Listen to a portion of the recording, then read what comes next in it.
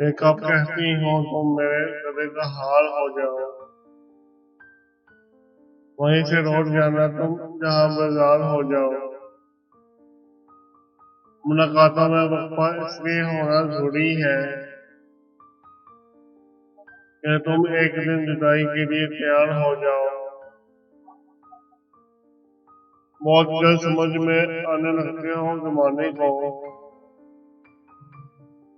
बहुत आसान हो और बहुत दुश्वार हो जाओ। बला की धूप से आई हो मेरा हाल तो देखो,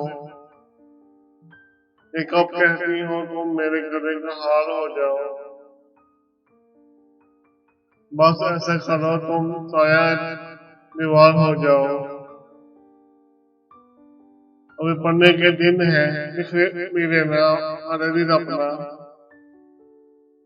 मगर इतना तभी जब लगे इजहार हो जाओ।